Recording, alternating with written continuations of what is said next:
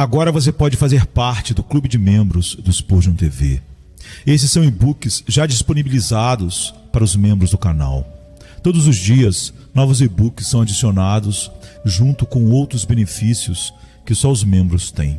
Sendo um membro, você passa a ajudar no crescimento desse ministério, tanto na quantidade do que podemos publicar, como na qualidade do material.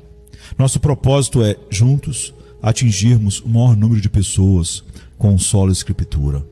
Seja um membro do Spurgeon TV. Sermão número 798, pregado na manhã de domingo, 1º de março de 1868, por Charles Haddon Spurgeon, no Tabernáculo Metropolitano, New England, Londres, Inglaterra. Spurgeon pregou este sermão quando tinha 34 anos de idade. E aconteceu que naqueles dias ele saiu para o monte a fim de orar, e passou a noite inteira em oração a Deus. Lucas 6:12. Se algum homem nascido de mulher pudesse viver sem oração, certamente seria o Senhor Jesus Cristo. Para nós, pobres mortais fracos e errantes, a oração é uma necessidade absoluta. Mas à primeira vista, não parece ser assim para aquele que era santo, inocente, imaculado, separado dos pecadores. Em algumas partes da oração, nosso Senhor Jesus Cristo não poderia participar. Por exemplo, naquele departamento mais importante, a saber, a confissão pessoal de pecados, ele não poderia ter parte alguma. Não havia deslizes em sua vida exterior, não havia declínios em seu coração interior. Perdoa-nos as nossas dívidas, assim como nós perdoamos aos nossos devedores, é uma oração muito adequada para ele nos ensinar, mas ele mesmo não poderia usá-la. Nem tinha necessidade de orar contra corrupções internas, pois ele nasceu sem elas. Nós lutamos arduamente a cada dia contra o pecado original, mas Jesus não conhecia tais adversários. Fazemos o máximo que podemos com todas as armas de nossa santa guerra para conter os inimigos do nosso próprio lar. Mas nosso Senhor não tinha natureza pecaminosa a ser subjugada. A vida interior é uma luta diária para todos nós, de modo que a exclamação de Paulo, miserável homem que eu sou, é extremamente familiar aos nossos lábios. Mas nosso Senhor disse verdadeiramente de si mesmo: o príncipe deste mundo vem e nada tem em mim. Além disso, nosso Senhor não precisava buscar algumas das coisas que são extremamente necessárias para seus discípulos. Um desejo que confia estar sempre presente em nós é o de crescimento na graça, de avanço na vida divina. Mas nosso Senhor era perfeito em santidade e amor. Não vejo como poderia haver qualquer avanço em pureza nele. Ele era sempre o lírio imaculado da inocência, incomparável e irrepreensível, sem mancha ou ruga, ou qualquer coisa semelhante. Nosso Senhor não precisava fazer autoexame todas as noites. Quando ele se retirava para orar, não havia necessidade de examinar as ações do dia para detectar falhas e imperfeições. Não havia necessidade de investigar motivos secretos para ver se ele poderia ter sido movido por princípios sinistros. As profundezas de seu ser não eram da terra, mas totalmente divinas. Quando ele se ajoelhava pela manhã, não precisava orar para ser protegido do pecado durante o dia. Ele saía para o trabalho diário sem as enfermidades que carregamos dentro de nós. Estava livre das tendências ao mal que carregamos conosco. Ele foi tentado em todos os pontos como nós somos, mas as flechas que nos ferem desviaram-se inofensivamente dele. Somos tentados pelas nossas próprias concupiscências internas, nossa própria corrupção e natureza caída. Jesus não poderia ser tentado assim, pois não tinha natureza caída. Suas tentações só podiam vir de fora e não encontravam nada dentro dele que correspondesse a elas. No entanto, observe cuidadosamente. Embora nosso glorioso Mestre não precisasse orar em alguns dos aspectos que são mais necessários para nós, nunca houve um homem que fosse mais abundante em oração e súplica, nem alguém em quem a oração fosse exercida com tanta veemência e importunidade.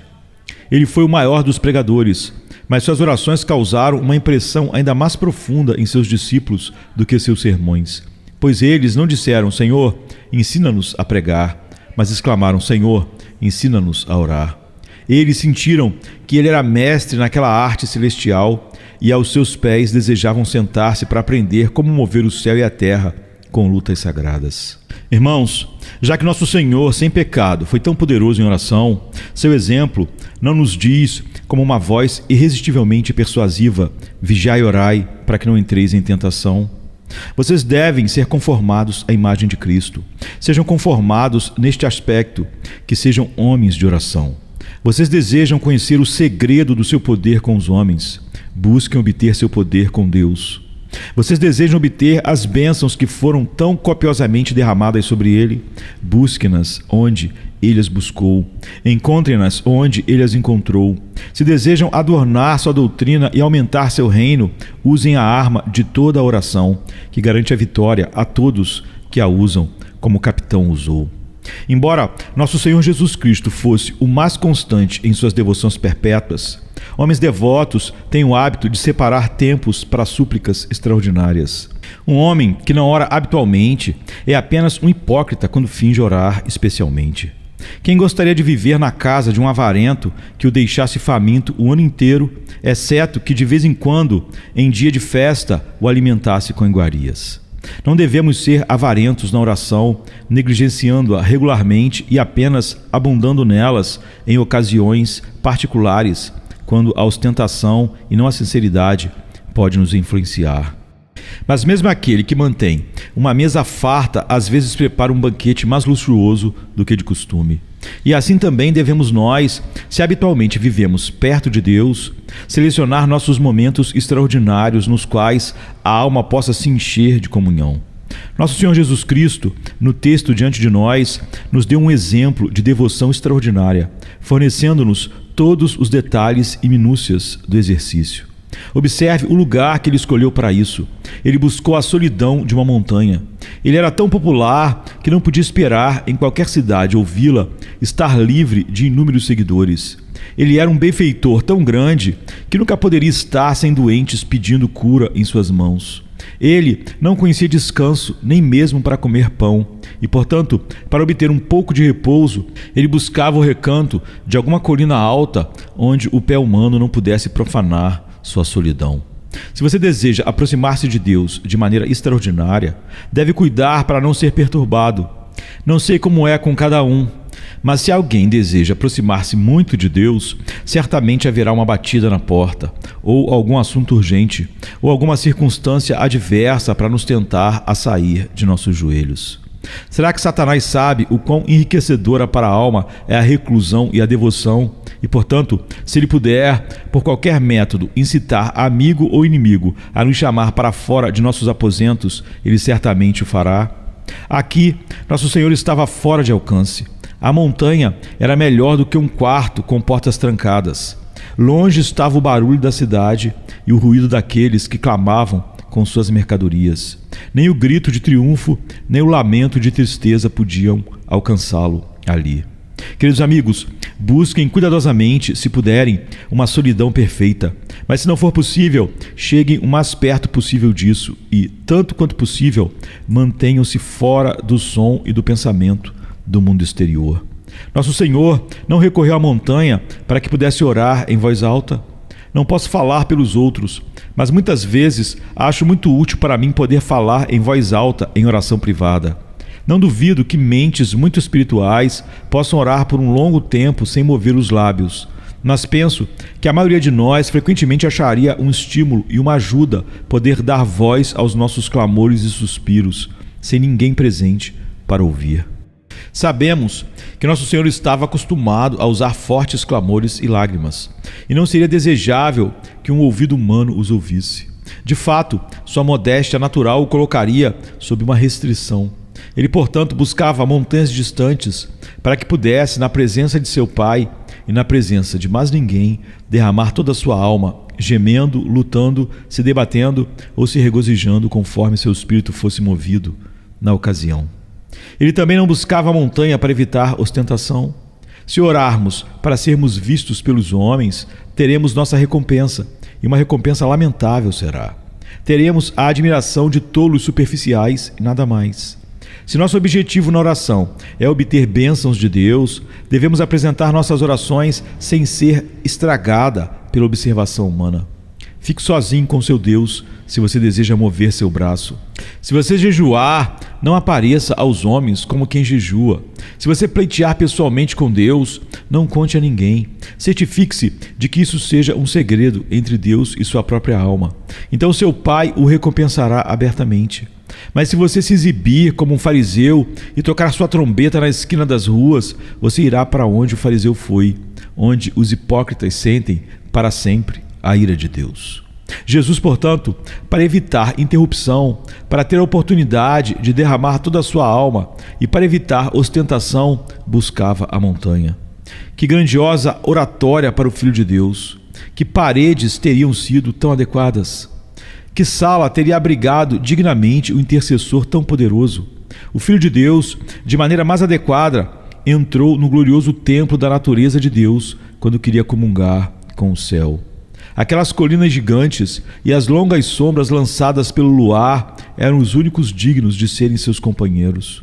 Nenhuma pompa de cerimônia suntuosa poderia igualar a glória da meia-noite da natureza no lado selvagem da montanha, onde as estrelas, como os olhos de Deus, olhavam para o adorador e os ventos pareciam como se quisessem levar o fardo de seus suspiros e lágrimas em suas asas dispostas.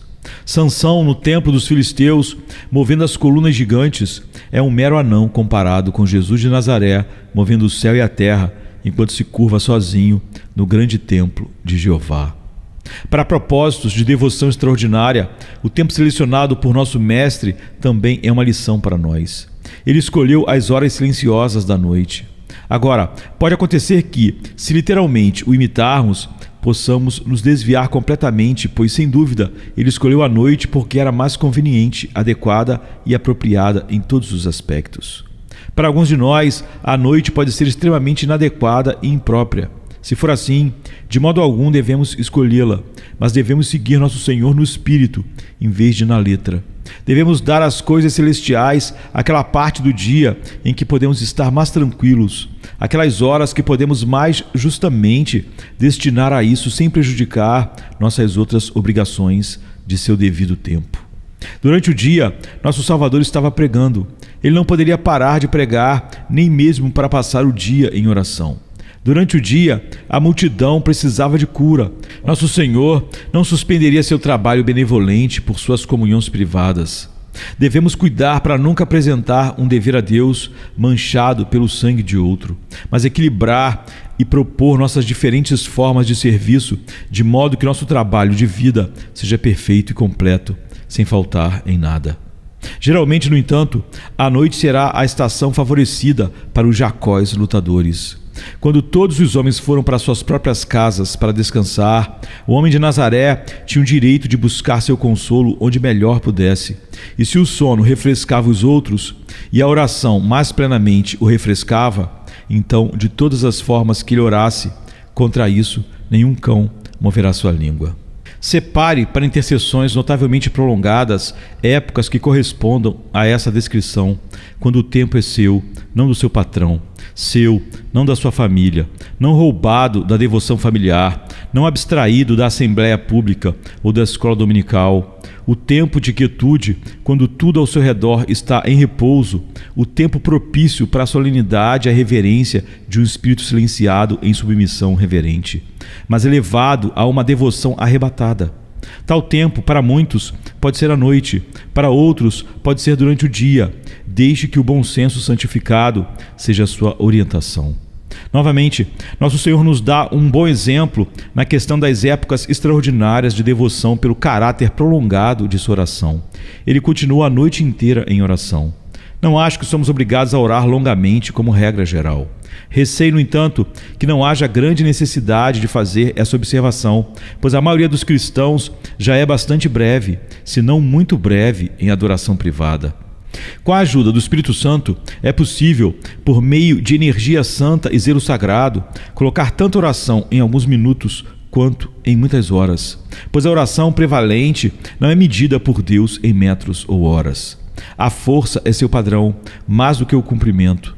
Quando toda a alma geme em meia dúzia de frases, pode haver mais verdadeira devoção nelas do que em horas de mera repetição e palavras vazias. A verdadeira oração é a alma elevando-se a Deus.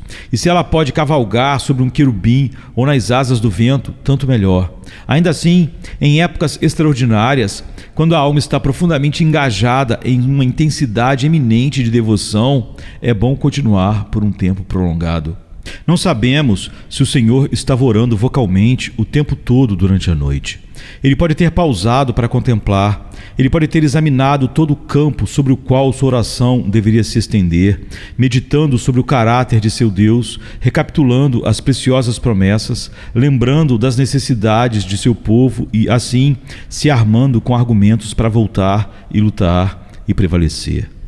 Quantos de nós já passaram uma noite inteira em oração? E ainda assim, que bênçãos poderíamos ter por pedir assim? Mal sabemos o que uma noite de oração faria por nós. Seu efeito mal podemos calcular. Uma noite sozinha em oração poderia nos transformar em novos homens, mudados de pobreza de alma para riqueza espiritual, de tremores para triunfos. Temos um exemplo disso na vida de Jacó. Antes, o astuto trapaceiro, sempre barganhando e calculando, pouco amável em quase todos os aspectos. Ainda assim, uma noite em oração transformou o usurpador em um príncipe prevalente e o vestiu com grandeza celestial. A partir daquela noite, ele vive na página sagrada como um dos nobres do céu. Será que não podemos, ao menos de vez em quando, nestes anos cansativos e presos à terra, reservar uma única noite para tal enriquecimento com o céu? O quê? Não temos ambição sagrada? Somos surdos aos anseios do amor divino? Ainda assim, meus irmãos, por riqueza e ciência, os homens alegremente deixam seus leitos quentes e nós não podemos fazer isso de vez em quando por amor a Deus e ao bem das almas? Onde está nosso zelo, nossa gratidão, nossa sinceridade? Sinto-me envergonhado enquanto repreendo a mim mesmo e a vocês. Que possamos frequentemente demorar em Jaboque e clamar com Jacó enquanto ele agarrava o anjo. Com ti toda noite eu pretendo ficar e lutar até o amanhecer. Certamente, irmãos, se dedicamos dias inteiros à tolice, podemos reservar um espaço para a sabedoria celestial. Houve um tempo em que dávamos noites inteiras a orgias e devassidão, a dança e a folia do mundo. Não nos cansávamos então. Reclamávamos com o sol que lhe surgia tão cedo e desejávamos que as horas se arrastassem para que pudéssemos nos deleitar em mais desvairada alegria e talvez em pecado mais profundo. Por que deveríamos nos cansar em ocupações celestiais? Por que nos cansamos quando somos convidados a vigiar com nosso Senhor? Levante-se, coração preguiçoso. Jesus te chama. Levante-se e vá ao encontro do amigo celestial no lugar onde ele se manifesta. Jesus nos instruiu ainda mais na arte da devoção especial pela maneira de sua oração. Note que ele continuou a noite toda em oração a Deus. A Deus. Quanto de nossa oração não é oração a Deus de verdade? Nominalmente é, mas realmente é um murmúrio ao vento, uma conversa com o ar, pois a presença de Deus não é percebida pela mente. Aquele que vem a Deus deve crer que Ele existe e que é recompensador dos que o buscam diligentemente. Você sabe o que é, mentalmente, agarrar-se ao grande invisível e conversar com Ele tão realmente quanto você conversa com um amigo cuja mão você aperta? Quão celestial é falar diretamente no ouvido de Deus, derramar seu coração diretamente no coração de Deus, sentindo que você vive nele como os peixes vivem no mar e que cada um de seus pensamentos e palavras são percebidos por Ele. É verdadeiro clamor quando o Senhor está presente para você e você percebe sua presença e fala sobre o poder e influência de sua sombra divina. Isso é realmente orar, mas continuar a noite toda nesse estado de espírito é maravilhoso para mim, pois devo confessar, e suponho que seja sua confissão também, que se por um tempo chego perto de Deus em oração, logo pensamentos distraídos surgem, os pássaros vorazes descem sobre o sacrifício, o ruído dos arqueiros perturba as canções no lugar de tirar a água. Quão rápido esquecemos que estamos falando com Deus e continuamos mecanicamente bombeando nossos desejos. Talvez, sinceramente, os expressando, mas esquecendo a quem são dirigidos. Se Ele não fosse um Deus gracioso, a imperfeição de nossa oração impediria que sequer uma delas alcançasse seu ouvido. Mas Ele conhece nossa fragilidade e aceita nossas orações, não como são, mas como queremos que sejam, e vendo-as em Jesus Cristo, Ele aceita tanto a nós quanto a elas no amado. Vamos aprender com nosso Mestre a fazer de nossas orações apelos distintos e diretos a Deus. O artilheiro que não mira, mas se contenta apenas em disparar, não prestará nenhum serviço ao exército. Aquele navio faz uma viagem não lucrativa que não é direcionada para um porto, mas se satisfaz em navegar para cá e para lá.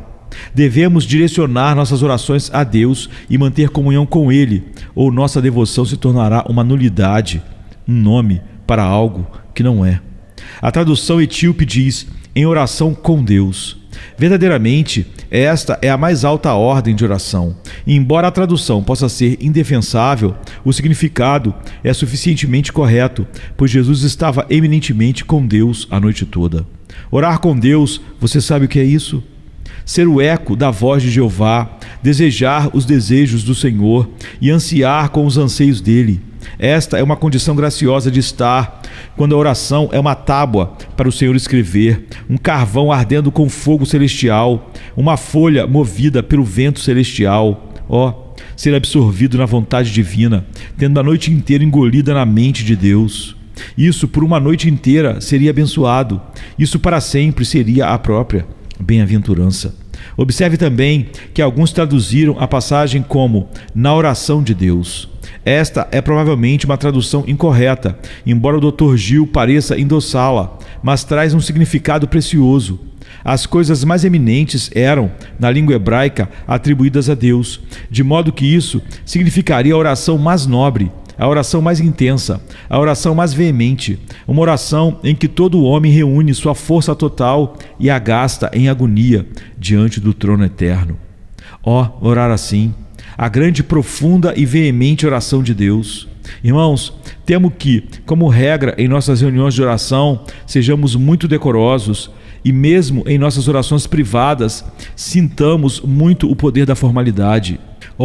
Como eu me deleito em ouvir um irmão que fala com Deus de maneira simples e de coração. E devo confessar que tenho uma grande afeição por aquelas raras orações à moda antiga, que agora estão bastante fora de moda. Os cristãos, em sua maioria, estão se tornando muito refinados e respeitáveis hoje em dia. Muito elegantes para permitir orações como aquelas que faziam as paredes ressoarem. Por um avivamento daquelas gloriosas orações veementes que voavam como balas quentes contra os baluartes do céu.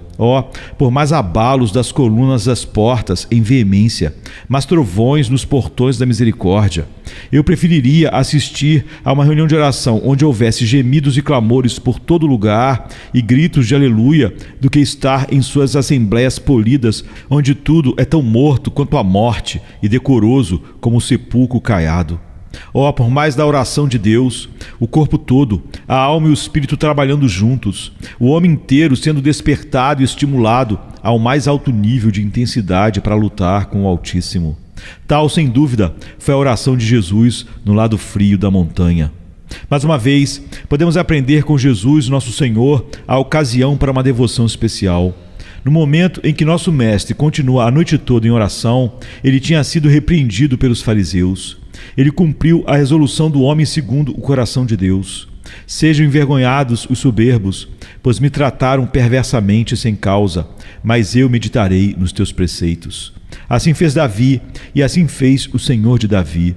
A melhor resposta aos caluniadores é ser mais constante em comunhão com Deus. Agora, tem sido assim com algum de vocês? Vocês têm sido perseguidos ou desprezados? Passaram por alguma forma incomum de provação? Então, celebrem uma temporada incomum de oração. Este é o sino de alarme que Deus toca. Apressem-se para Ele em busca de refúgio. Certifiquem-se de que, neste seu tempo de problema, você se dirige ao trono da misericórdia com maior diligência. Outro motivo também é observado no contexto. Cristo havia dito aos seus discípulos: rogai, pois, ao Senhor da seara que mande trabalhadores para a sua seara. O que ele disse para eles fazerem, ele certamente faria. Ele estava prestes a escolher 12 apóstolos, e antes que esse solene ato de ordenação fosse realizado, ele buscou poder para eles do Altíssimo. Quem pode dizer quais bênçãos foram concedidas aos 12 em resposta àquela intercessão da meia-noite? Se Satanás caiu como um relâmpago do céu na pregação dos discípulos, foi a oração de Jesus que fez isso, mais do que a pregação dos apóstolos. Portanto, homem cristão, se você inicia um novo empreendimento ou se envolve em algo mais pesado e extenso do que fez antes, escolha uma noite ou um dia e reserve-o para uma comunhão especial com o Altíssimo. Se você deve orar, deve trabalhar, mas se você deve trabalhar, também deve orar. Se sua oração sem seu trabalho será hipocrisia, seu trabalho sem sua oração será presunção. Então, veja que você está especialmente em súplica, quando está especialmente em serviço. Equilibre sua oração e seu trabalho, e quando alcançar a plenitude de um, não diminua nada do outro. Para qualquer homem aqui que me pergunte, quando devo dedicar-me especialmente a uma temporada prolongada de oração? Eu responderia, essas ocasiões ocorrerão frequentemente. Certamente, você deve fazer isso quando estiver prestes a se juntar à igreja. O dia de sua profissão de fé publicamente deve ser totalmente um dia consagrado. Lembro-me de levantar antes do sol para buscar a presença do meu mestre no dia em que fui sepultado com ele no batismo. Pareceu-me uma ordenança solene que não deveria ser tomada de ânimo leve ou realizada de maneira leviana, um dever que, se feito, deveria ser realizado da maneira mais solene e sincera. O que é o batismo sem comunhão com Cristo? Ser sepultado no batismo, mas não com Ele? O que é isso? Gostaria de dizer a vocês, jovens, que estão se juntando à igreja agora, cuidem para não fazer isso de forma impensada. Mas ao se apresentarem para se alistar no exército de Cristo, reservem um tempo especial para autoexame e oração. Quando vocês enfrentarem qualquer grande mudança na vida, façam o mesmo. Não entrem em um casamento, imigração ou inicie um novo negócio sem buscar uma bênção de seu Pai que está nos céus. Qualquer uma dessas coisas pode envolver anos de dor ou anos de felicidade para vocês. Procurem, portanto, ter o sorriso de Deus sobre o que vocês estão prestes a fazer.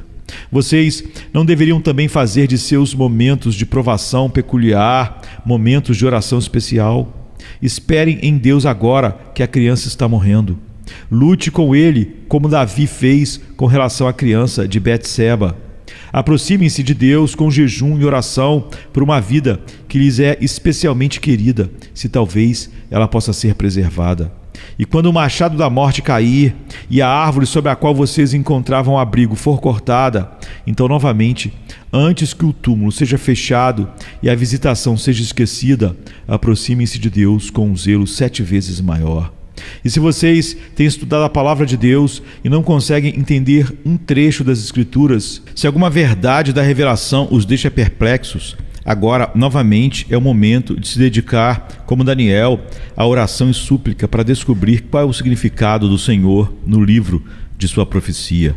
De fato, tais ocasiões ocorrerão frequentemente para vocês que são espirituais, e eu os exorto, pelo Deus vivo, se vocês desejam ser ricos em graça, se desejam fazer grandes avanços na vida divina, se desejam ser eminentes no serviço de seu mestre, atendam a essas ocasiões.